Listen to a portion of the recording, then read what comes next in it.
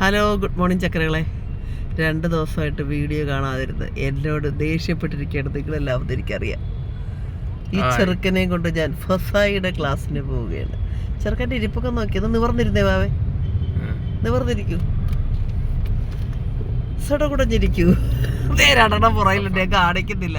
രണ്ടെണ്ണം പുറകിൽ പോകാത്തിരിപ്പുണ്ട്. ഞങ്ങൾ ഫസായിയുടെ എന്താണ് സഫായി അല്ല, സഫായി എന്ന് വെച്ചാൽ വൃത്തിയാക്കുവന്നല്ലേ, അല്ലല്ലോ, വേറെ എന്തോ FSSI. അതിന് ഫസായി എന്ന് ഞാൻ പറയുന്നത്. അത് എന്ത് കുത്തുവാണല്ലോ ശരി. അത് ഫുഡിൻ്റെ എന്താണ് അതിന് പോവുകയാണ്.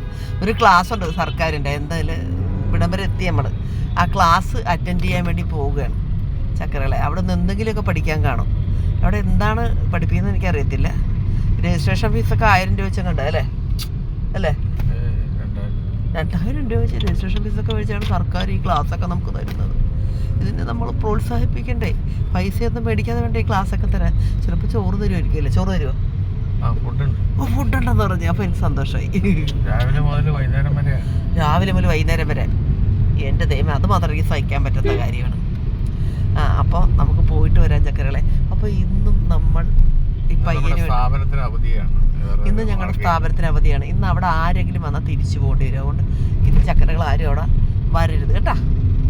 അപ്പോൾ നമുക്ക് വൈകുന്നേരം കാണാം. ഞങ്ങൾ ക്ലാസ്സിന് കയറാൻ പോവുകയാണ്. അയ്യോ, എൻ്റെ അടുത്ത് കുറച്ച് പേര് എൻ്റെ ഇടയിൽ ഒരു കോമഡി പറയാം.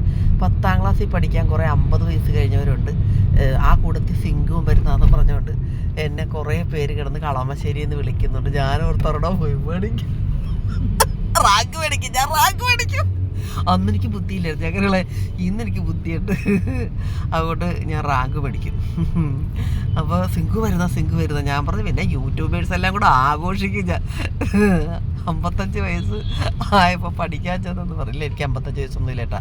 എനിക്ക് 53 വയസ്സ് കഴിഞ്ഞിട്ടേ ഉള്ളൂ. ഒക്ടോബർ 18 വരുമ്പോൾ എനിക്ക് 54 വയസ്സാകത്തുള്ളൂ. ഒരാൾ വിളിച്ചിട്ടുണ്ടായിരുന്നല്ലോ, ഒരു 65 വയസ്സുള്ള ഒരാൾ വിളിച്ചില്ലായിരുന്നു SSLCക്ക്? 65 വയസ്സുള്ള റവന്യൂ ഓഫീസറാ പുള്ളിക്കാരൻ എൻ്റെ അടുത്ത് പറയാം, ഞാൻ SSLC തോറ്റാന്ന് പറഞ്ഞ് പുള്ളിക്കാരന് ഇനിയും പറയണം. എല്ലാവർക്കും അതൊരു പ്രോത്സാഹനമാകട്ടെ. ചിലർ പറയും അത് പറയണ്ടെന്ന്.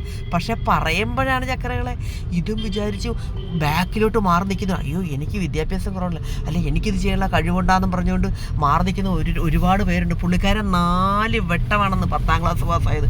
ഈ അച്ഛൻ ഇങ്ങനെ തല്ലി പഠിക്കാൻ പറ്റുകൊണ്ട് പോയി എങ്ങനെയാണ് പഠിച്ച് അങ്ങനെ 10ാം ക്ലാസ് 4 വർഷം കൊണ്ട് പാസ്സായി. പിന്നെ പ്രീ ഡിഗ്രി തോറ്റ് എപ്പോഴോ ഒന്ന് ജയിച്ച്. അത് കഴിഞ്ഞിട്ട് പുള്ളി പിന്നെ ഗവൺമെൻറ് ജോലി കിട്ടി. അത് കഴിഞ്ഞ് പിന്നെ അങ്ങനെ ടെസ്റ്റ് എഴുതി എന്തോ നല്ലൊരു ഉയർന്ന ഉദ്യോഗസ്ഥനാണ് പുള്ളി. ഇപ്പം പുള്ളിക്കാരൻ പറയാ, നിങ്ങൾ എനിക്ക് ഇഷ്ടപ്പെട്ടു. വൈഫ് SI എന്തോ ജോലിയാണ്, നല്ല ജോലിയാണ് പുള്ളിക്കാർക്ക്, പോലീസ് ഓഫീസറാണ്. അപ്പോൾ പറയാണ്, പിന്നെ എനിക്ക് ഒരുപാട് സന്തോഷമുണ്ട് സിങ്കു, ഞങ്ങളൊരു ദിവസം ഞങ്ങൾ രണ്ടുകൂടെ കാണാൻ വരുന്നോണ്ട്, നമ്മുടെ സ്ഥാപനത്തിൽ വരുന്നോണ്ടെന്നൊക്കെ പറഞ്ഞു. അത് കേട്ടപ്പോൾ എനിക്ക് ഭയങ്കര, ഞാൻ ആകാശം മേൽ പൊങ്ങി. അപ്പം ഇതൊക്കെയാണ് ചക്കരയിലെ ഇന്നത്തെ വിശേഷങ്ങൾ. നിങ്ങൾ സന്തോഷമായിട്ടിരിക്കും. നമ്മൾ പോയിട്ട് വരട്ടെ. എനിക്കാണെങ്കിൽ ഒരു സ്ഥലത്ത് പോയി ഇനി പഠിക്കാനെന്നൊക്കെ പറഞ്ഞാൽ ഇത്രയോ സമയം സ്പെൻഡ് ചെയ്യുന്നതിനോട് വലിയ താല്പര്യമൊന്നുമില്ല. എന്നാലും ഇത് നമ്മുടെ ആവശ്യമാണല്ലോ. എന്തെങ്കിലുമൊക്കെ അവിടെ നിന്ന് കിട്ടും നമുക്ക്. അപ്പോൾ അതനുസരിച്ച് നമുക്കിനി ഈ ബിസിനസ് മുന്നോട്ട് കൊണ്ടുപോകണം. അതിൽ നിന്ന് പഠിക്കുന്ന കാര്യമായിട്ട്. അപ്പോൾ ഞാൻ പോയിട്ട് വരട്ടെ ചക്കരകളെ, വേറെ ഒന്നുമില്ല. ഇതൊക്കെ തന്നെയാണ് കാര്യങ്ങൾ. എന്ത് പറയാൻ. അയ്യോ, ഇന്നലെ എടുത്ത് ചോദിച്ചു നിങ്ങളൊന്നും ആൻസർ തന്നില്ല. ആ ചുരിദാർ, ബ്ലാക്ക് ചുരിദാർ എവിടുന്നാന്ന് ഞാൻ എല്ലാവരും ചോദിച്ചു. എൻ്റെ ഷോർട്ട്സിൽ കണ്ടത് അത് ഞാൻ സാരി വെട്ടി തയ്ച്ചേക്കുന്നത്. സാരി എടുത്ത് വെച്ചിട്ട് കുറേ നാളായിട്ട് ഉടുക്കാതിരിക്കുമായിരുന്നു. അപ്പം ഞാനോടത്ത് എനിക്ക് എപ്പോഴും ചുരിദാർ ഡെയിലി ഓരോന്നിടുന്നതിന് ഭയങ്കര ഒരു സന്തോഷം. അപ്പം ഞാൻ എന്താ പറയുക, പഴയ സാരികൾ ഇപ്പോൾ ചുരിദാറാക്കി. ഇന്നിപ്പോൾ ഒരു ചുരിദാർ സാരി വെട്ടി തയ്ച്ചതാണ് ഞങ്ങൾ ഇട്ടിരിക്കുന്നത്. ഞാൻ അതുകൊണ്ട് മറ്റേത് ഞാൻ ആർക്കെങ്കിലുമൊക്കെ കൊടുക്കുമായിരുന്നു. ഇപ്പം എനിക്ക് ഒരുപാട് വസ്ത്രം ധരിക്കേണ്ട ആവശ്യമുള്ളത് കൊണ്ട് ഞാനിപ്പോൾ അങ്ങനെ കൊടുക്കുന്നില്ല. സത്യം പറഞ്ഞാൽ ഞാൻ തന്നെ തയ്ച്ചിടും. മനസ്സിലായി, തയ്ച്ചിടുകയാണ് ഇപ്പോൾ ചെയ്യുന്ന പരിപാടി. എനിക്ക് തയ്യക്കാരെ കിട്ടിയാൽ കൊള്ളാമെന്ന് ഭയങ്കര ആഗ്രഹമുണ്ട്.